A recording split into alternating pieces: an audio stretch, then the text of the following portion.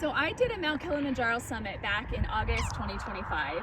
I actually did the summit by mostly mountain bike, although I will say it is a lot of hiking. I did not bring my bike on summit day. Well, first of all, I was renting a bike and it was super heavy, didn't have great components, didn't seem super safe to be hauling that thing up and down like these really steep, scrambly sections of the mountain. But regardless, I did a lot of hiking in my training. And if you're biking the mountain, you're gonna hike the mountain, you're gonna need to get in some really good training hikes to prepare your body for summit day. So today I'm gonna talk a little bit about using a hill for your training. It is never too early to start training. So it's almost January. A lot of people plan their summits for July or August. Typically that's when the weather is the best. So 5-6 months out is a perfect time to start building that base and your strength for to feel good and strong and have a great time on summit day. So one thing to start considering is what gear you're going to bring and wear on your summit, and start to play around with trying out different types of shoes, maybe trying to implement some pulls, and then eventually adding more and more weight to your pack, and then wearing that pack you're going to wear on summit day. So I just have a couple of these items here. I will do some future videos that include a gear checklist and how to use trekking poles efficiently. I'm going to toss these to the side now because we're going to talk about some training tips for hills. So one thing you want to do is, if you can find a hill close by, it doesn't have to be super long or super steep. We just want to get reps, okay? We want to get, an hour, 2-3 hours going up and down a hill. The longer, the better if you can find something long. This is in Fruita, Colorado. I was training out here 2 or 3 times a week. This hill is long. It's like a mile long. It gets brutal. I think it's like maybe 500 feet gain. This is at one of the steeper sections here. So it was a great spot for me to practice and do workouts on. I know a lot of you flatlanders out there may not have something like this, but anything will do, even a short hill. So first thing is we just want to warm up.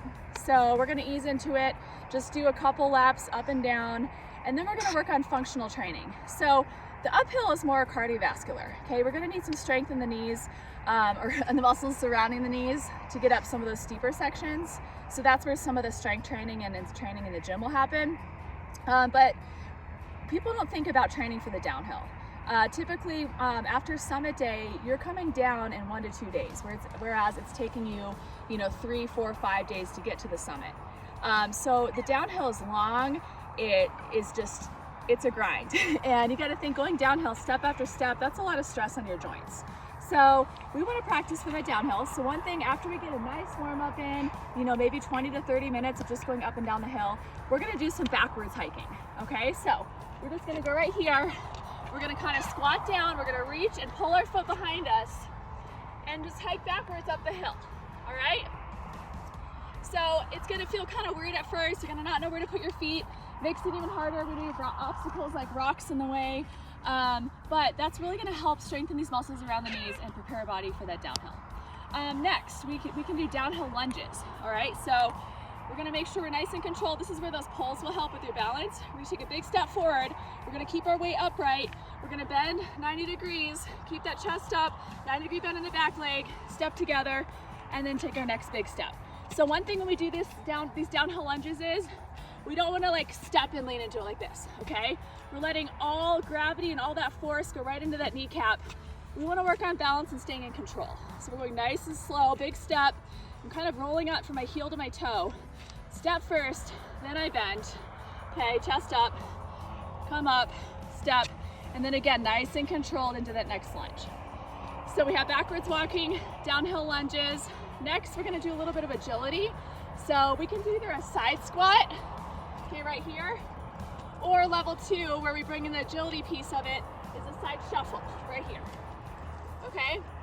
And we can do the same thing down. So on the way down, we do these side squats down, working on control, okay? And then we can do our shuffle. So those are 3 drills you can incorporate into your training. Make sure to practice wearing your different types of gear. Chase the dog says hi. He joined me for many of my training sessions. He didn't make it to the summit though. He didn't go with me. That would have been a little crazy. But yeah, just try to implement these, have fun, put a good podcast and good playlist on. Just work on getting as much time on your feet as possible, because you're gonna have some long days in the mountain, but you're gonna make it to the summit nice and strong.